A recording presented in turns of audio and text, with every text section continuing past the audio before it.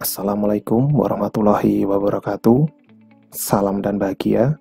Oke, teman-teman semua, di paruh pertemuan kali ini, khususnya untuk mata kuliah terampil berbicara, saya akan melanjutkan perkuliahan yang sebelumnya telah dimulai oleh Budia. Nah, sebelum mulai materi kali ini, pastikan teman-teman sudah menekan tombol subscribe dan menghidupkan loncengnya, supaya video-video yang saya unggah khususnya untuk kelas kalian dapat segera kalian akses dan kalian segera bisa melakukan perkuliahan layaknya perkuliahan konvensional. Oke, mari kita mulai dari materi yang pertama. Kemampuan dalam berbicara ataupun mengungkapkan pikiran secara lisan dituntut memiliki kemampuan berbahasa yang memadai. Hal ini penting perlu kalian perhatikan karena kegiatan berbicara adalah kegiatan untuk memberikan informasi kepada orang lain. Nah, di sini tanpa memiliki kemampuan berbahasa yang baik, tentunya akan menyulitkan orang lain untuk merespon ataupun untuk memahami apa yang telah kita sampaikan sebelumnya. Yang kedua, kemampuan dalam berbahasa berkaitan erat dengan kemampuan dalam memilih diksi, lafal, tekanan, gaya bahasa, ataupun intonasi dalam berbicara. Kenapa demikian? Karena faktor-faktor tersebut benar-benar akan mempengaruhi apa makna dari yang telah kita sampaikan.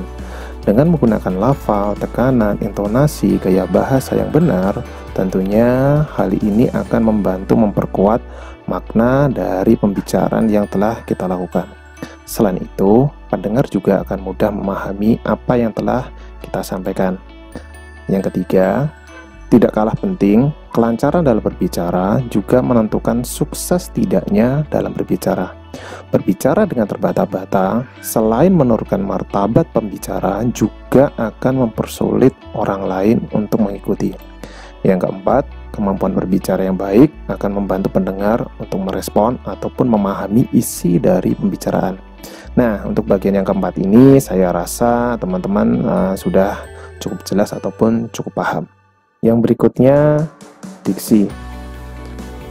Pemilihan diksi yang tepat, khususnya dalam kegiatan berbicara, akan memberikan kekuatan bagi seorang pembicara. Diksi yang dapat dimanfaatkan misalnya, 1. Ada diksi konotatif. Nah, diksi ini digunakan bukan untuk membingungkan pendengarnya, tetapi justru digunakan untuk memberikan kekuatan pada isi suatu pembicaraan. Misalkan di sini ada contoh, Indonesia telah melahirkan banyak tokoh-tokoh yang berpengaruh di dunia. Yang kedua, diksi denotatif digunakan untuk menghindari interpretasi yang keliru akan materi yang sifatnya itu sensitif. Atau dengan kata lain, digunakan kata yang memiliki makna yang sebenarnya. Contohnya, panci semakin memanas setelah 15 menit diletakkan di atas tungku. Nah, jadi kata pemanas ini atau memanas itu ya, ini sesuai dengan konteks kalimat pada contoh yang kedua. Yang ketiga, diksi indria.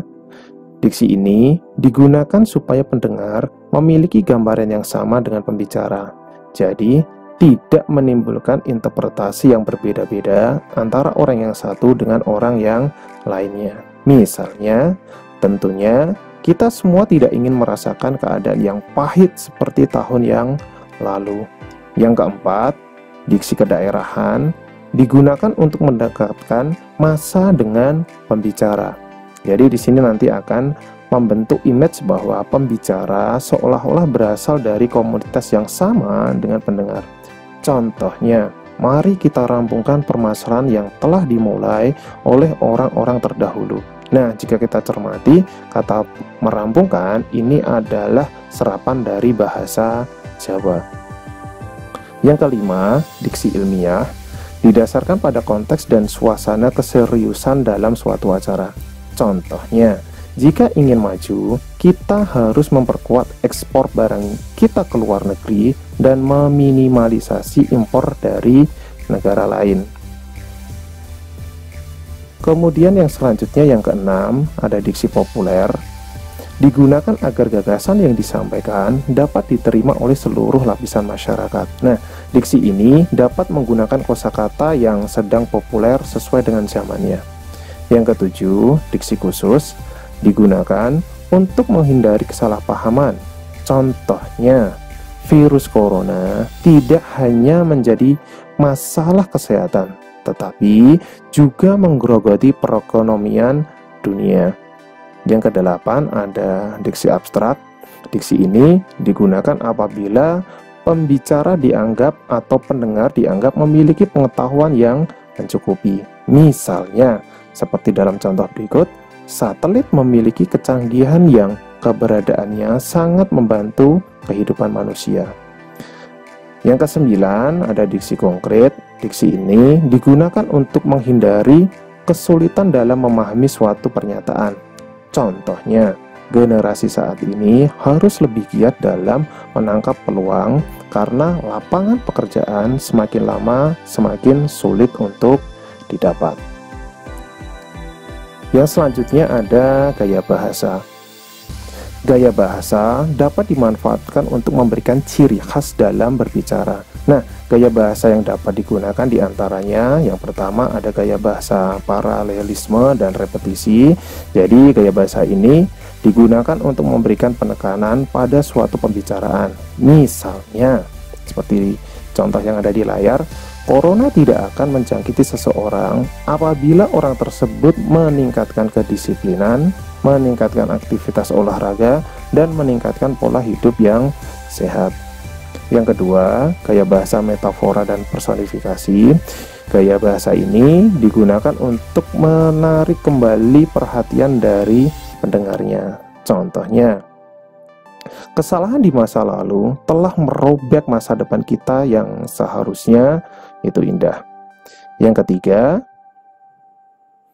persamaan atau simile. Ini digunakan untuk memberikan warna berbeda dalam pembicaraan.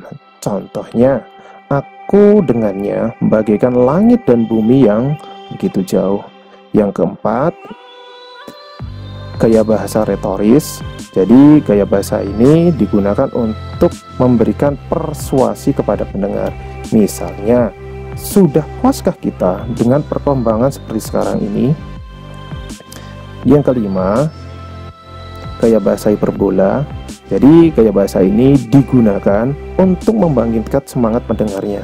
Misalnya, Singapura dapat berlari secepat kilat menjadi negara yang maju, yang tidak bisa dianggap remeh oleh negara-negara yang lain. Seharusnya kita juga mampu melakukannya. Kemudian yang selanjutnya kita masuk ke materi prosedur kegiatan. Jadi kalau kita berbicara prosedur kegiatan, di sini berkaitan dengan keterampilan berbicara, yang pada kenyataannya bahwa keterampilan berbicara tidak hanya berfokus pada pidato, diskusi, debat, ataupun yang lain. Karena keterampilan berbicara ini juga bisa menyangkut pada aspek-aspek yang lain, misalkan berbicara terkait dengan prosedur kegiatan. Nah, di masa ini banyak sekali konten-konten prosedur yang tayang di YouTube yang menekankan kemahiran seseorang dalam berbicara. Misalkan saja, saya yakin kalian pernah menjumpainya, misalkan kita jumpai video unboxing, tutorial, ataupun video-video yang lain yang biasanya itu tayang di YouTube. Nah, jika kalian cermati bersama, di situ kalian pasti akan begitu terkesan dengan pola ataupun dengan kemahiran seseorang dalam berbicara, khususnya untuk menekankan kualitas dari video yang mereka buat. Yang ketiga, prosedur suatu kegiatan adalah kegiatan ataupun tahap-tahap dalam melakukan suatu hal. Jadi tidak harus bersifat formal, non-formal pun dapat berkualitas asalkan salah satunya memperhatikan kemampuan dan kemahiran dalam berbicara. Nah, kemudian yang selanjutnya, bagaimana tahap-tahapannya? Nah, tahap-tahap prosedur kegiatan ini memiliki beberapa ciri-ciri. Yang pertama di sini konten bersifat informatif atau memberikan informasi kepada orang lain. Yang kedua, tidak bersifat subjektif, dalam arti berarti ini harus bersifat objektif atau yang sebenarnya. Yang ketiga, dapat diterima oleh akal sehat atau apa yang kita buat itu harus bersifat logis. Yang keempat, disampaikan secara detail. Kemudian yang kelima, dapat berisi tahap-tahap dalam melakukan suatu kegiatan. Kemudian yang selanjutnya strukturnya. 1.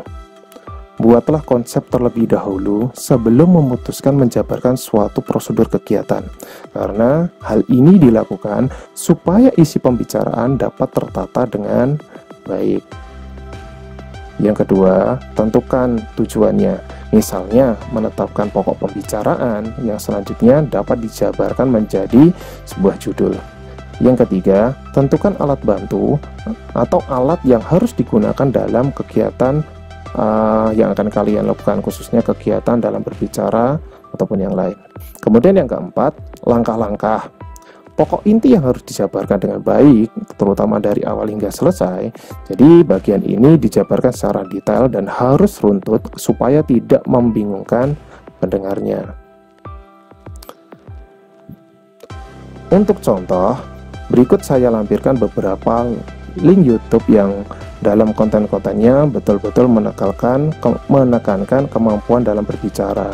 Jadi kemampuan dalam berbicara yang baik betul-betul akan menghasilkan kualitas yang sangat mumpuni, mudah dipahami, runtut, dan tentunya enak untuk diikuti. Nah, jadi di sini teman-teman bisa ini saya cuma memberikan beberapa contoh saja, yang sebenarnya contoh itu ada sangat banyak yang bisa kalian telusuri di YouTube. Jadi salah satunya saya cuma merangkum beberapa saja, di mana nanti kalian bisa saksikan saja dan kalian perhatikan bagaimana kemampuan berbicara dari masing-masing video ini. Nah, nanti link video ini akan saya sampaikan di deskripsi. Sebelum video ini berakhir, ada tugas untuk teman-teman mahasiswa semuanya.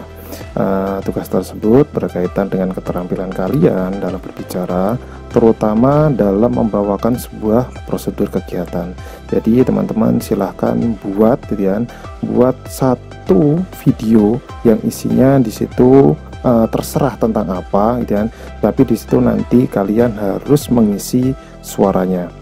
Jadi prosedur kegiatan ini sifatnya bebas. Kalian bisa memilih prosedur misalkan unboxing, prosedur dalam mengoperasikan sesuatu atau tutorial, ataupun video-video sekreatif kalian. Jadi silahkan, itu bebas. Nah, tugas ini saya tentukan dengan cara voting. Jadi pekerjaan ini kalian lebih milih yang mana? Pekerjaan ini dikerjakan secara individu atau secara berkelompok. Nah, jadi pilihan kalian silahkan tulis di deskripsi di bawah. Nanti pilihan yang paling banyak, entah nanti kalian mintanya berkelompok atau secara individu, itu nanti mana yang banyak, itulah nanti yang akan saya tentukan untuk tugas yang berikutnya. Jadi tugas ini silahkan segera dibuat dan dikumpulkan pada pertemuan selanjutnya. Oke, cukup jelas, semoga bermanfaat. Saya anggap materi kali ini cukup. Semoga menambah inspirasi dan teman-teman tetap bersemangat dalam mengikuti perkuliahan online ini. Oke, saya Ihri, bila taqwa. Assalamualaikum warahmatullahi wabarakatuh. Salam dan bahagia.